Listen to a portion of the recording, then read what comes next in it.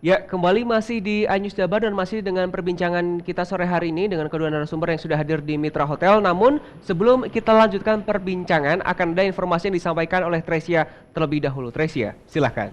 Ya, terima kasih Agung Karsena dan pemirsa berkaitan dengan tema kita hari ini, kami memiliki satu informasi berikut ini. Pelaksanaan ujian nasional hari kedua tingkat SMP dan MTS di Kabupaten Indramayu diwarnai aksi saling contek. Meski sudah diawasi 2 orang pengawas, sejumlah siswa masih terlihat berkomunikasi dan saling bertukar jawaban. Inilah aksi contek yang dilakukan siswa di hari kedua mata pelajaran matematika di Madrasah Sanawiyah Sindang, Kabupaten Indramayu. Kendati 2 orang pengawas berada di ruangan, namun sejumlah siswa terlihat tenang saling tukar jawaban. Kedua pengawas pun nampak sibuk dengan aktivitas mereka di depan ruangan. Matematika termasuk mata pelajaran yang dianggap sulit bagi para siswa. Untuk mengatasinya, pihak sekolah melakukan bimbingan pelajaran tambahan. Karena kita sudah melalui tahapan-tahapan, baik pengayaan, tambahan jam matematikanya, dan pelatihan-pelatihan.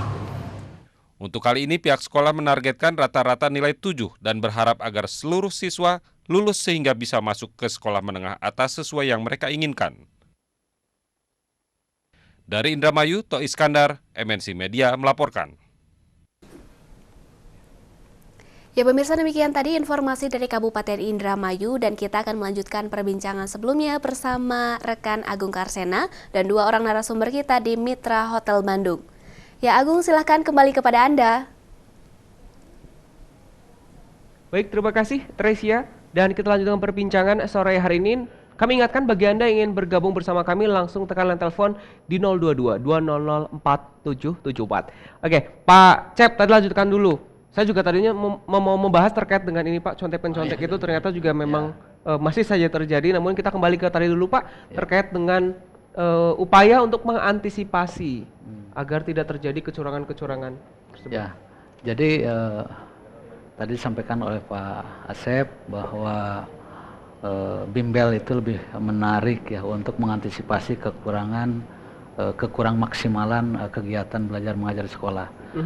Makanya dari pemerintah Kota Bandung khususnya Dinas Pendidikan sekarang mendorong para guru untuk terus meningkatkan kualitas dirinya, membaca kondisi lingkungan dan menjadikan semua hal yang ada di sekolah sebagai sumber belajar. Sehingga kita ingin memaksimalkan di tahapan proses. Kalau gurunya sudah maksimal memberikan materi pembelajaran sesuai dengan kurikulum yang memang semestinya diajarkan, sudah maksimal, saya kira bentuk soal seperti apapun yang akan diujikan dalam UN atau dalam ujian sekolah, kalau ini sudah maksimal insya Allah siswa sudah siap gitu. Jadi kuncinya di guru untuk maksimal menyampaikan atau melaksanakan tugasnya sebagai pembelajar, guru dalam kegiatan belajar mengajar di sekolah. Saya kira itu yang salah satu langkah untuk mengantisipasi kondisi yang tadi disampaikan oleh Pak Dr. Asep. Kalau dari distrik sendiri Pak, apakah memang sudah ada regulasi tertentu atau bahkan sanksi jika diketahui ternyata ada oknum guru nih, karena kan seperti tadi Pak Asep katakan juga ada kebocoran dan segala macamnya gitu. Ya. Mengenai sanksi untuk kecurangan-kecurangan yang dilakukan? Oh, saya kira itu ada sanksi administratif dan kita merujuk kepada peraturan pemerintah mengenai disiplin pegawai negeri sipil. Saya kira itu sudah jelas acuannya. Pada saat mana guru diberi reward, pada saat mana guru harus menerima punishment. Saya kira sudah jelas itu.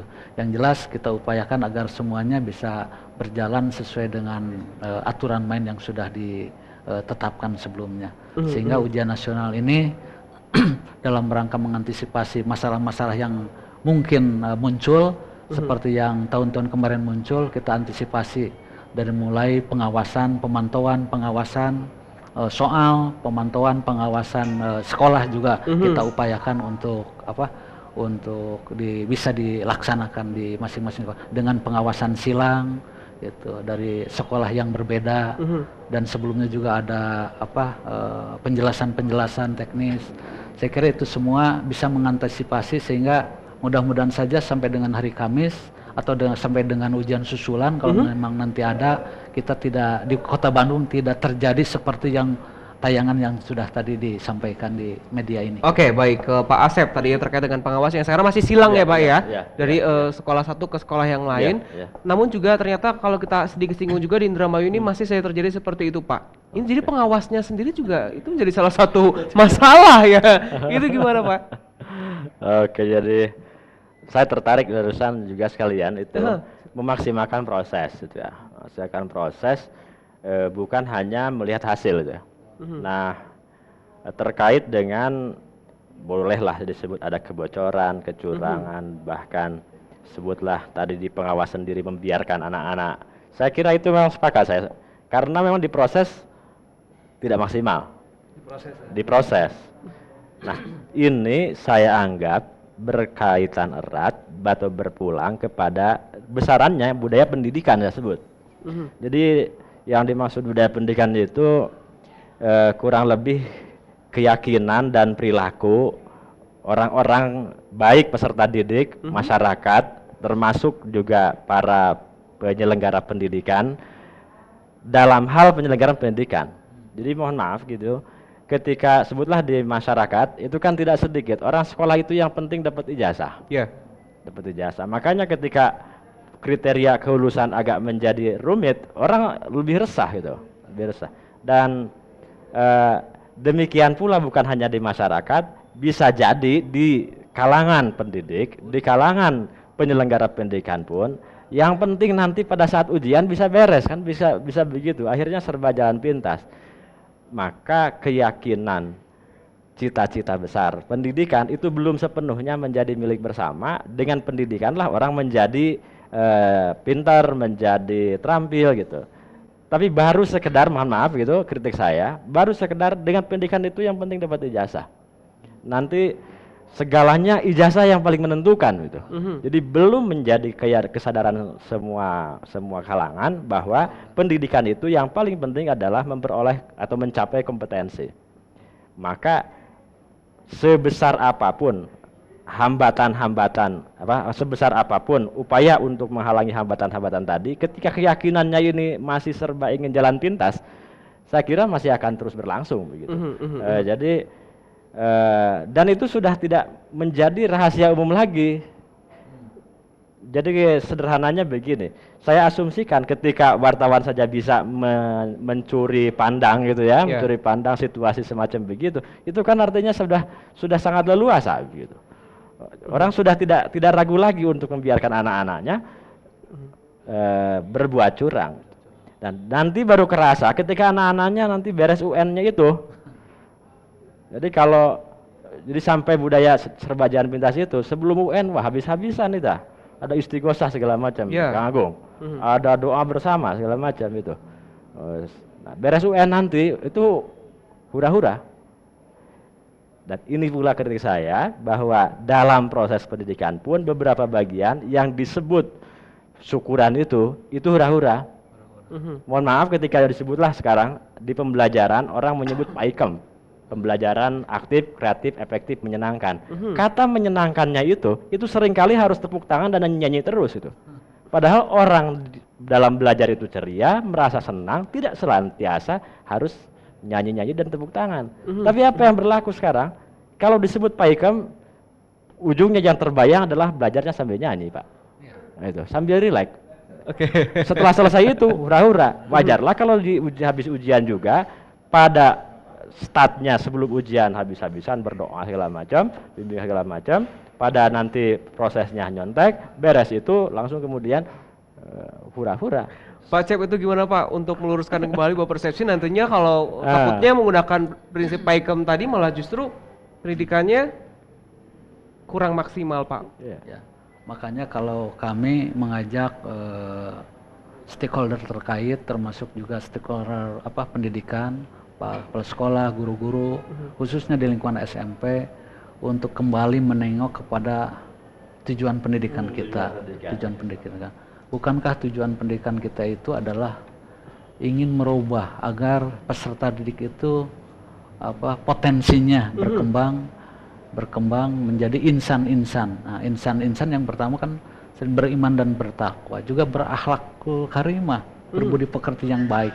Itu sepertinya katanya. Jadi beriman dan bertakwa, kemudian berakhlak mulia, baru kesananya ada sehat, harus yang cakap, yang jujur, yang berilmu, mandiri, kreatif, inovatif, bertanggung jawab, demokratis, kan itu seterusnya. Baik. Tapi awal-awalnya kan itu ke karakter sebetulnya. Baik, kita tahan Gitu, dulu Pak, mohon maaf, karakter. kita angkat telepon yang sudah bergabung terlebih dahulu. Halo, selamat sore. Assalamualaikum warahmatullahi wabarakatuh. Saya, Waalaikumsalam. Silakan Ibu Endang. iya, saya seorang psikolog dan kebetulan dokter saya di bidang pendidikan. Ini Mas ya, ini yang ingin saya sampaikan bahwa kehidupan kita saat ini itu semuanya serba instan. Suri toladannya juga instan tanpa proses. Jadi sebetulnya kan ke suatu pencapaian tujuan itu melalui proses. Dan yang kita lihat itu adalah hasil, sekarang itu kenyataan hasil akhir.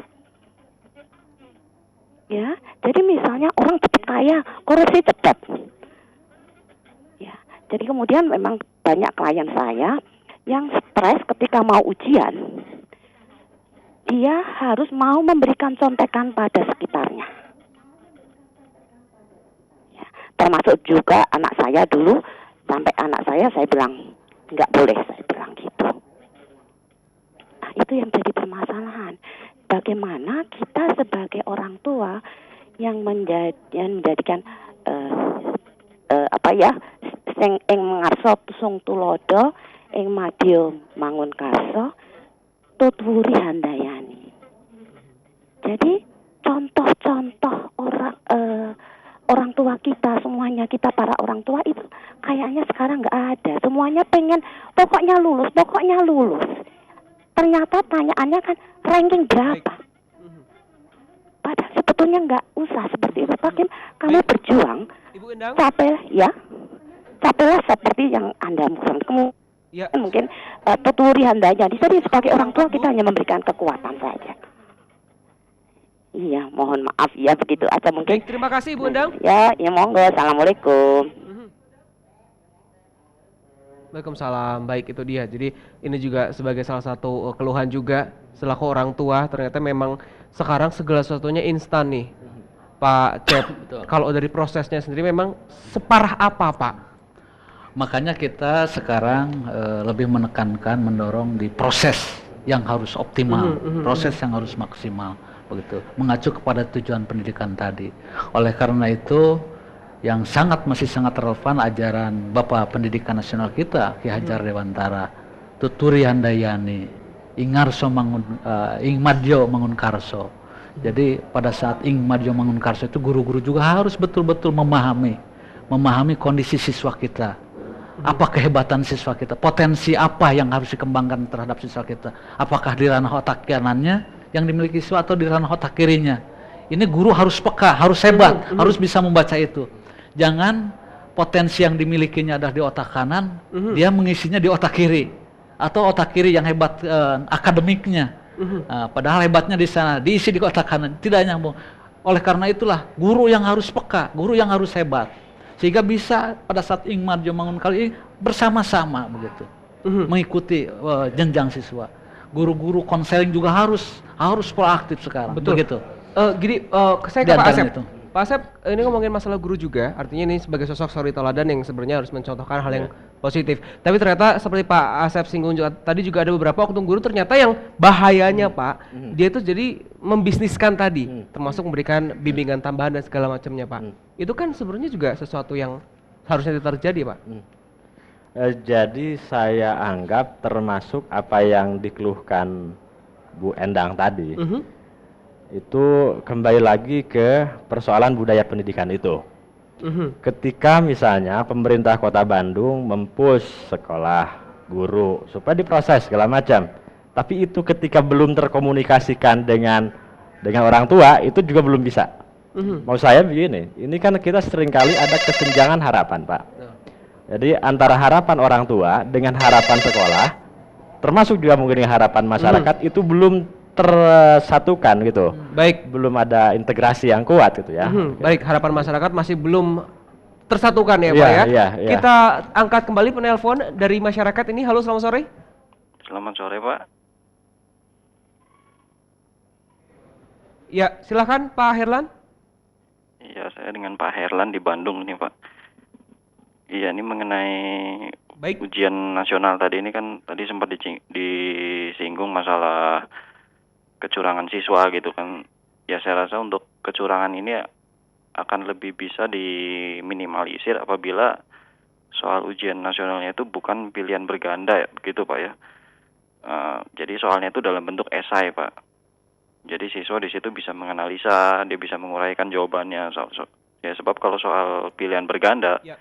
itu untuk curang itu ya memang lebih mudah sih Pak, tinggal tukar-tukar jawaban seperti itu. Jadi untuk kedepannya lah mungkin ya soal ujian nasional itu dirubah lah formatnya, jangan pilihan berganda tetapi dibentuk dalam bentuk esai gitu, sehingga kecurangan pada saat ujian nasional itu bisa diminimalkan gitu Pak, atau bahkan diberantas sama sekali gitu Terima Pak. kasih Pak Terima Herlan. kasih Pak. Ya, selamat sore. Baik, kita akan jawab nih Pak Asep dan juga Pak Cep pertanyaan atau saran dari Pak Herlan. Namun kita harus jeda terlebih dahulu. Pemirsa, kami akan kembali selesai jeda berikut ini.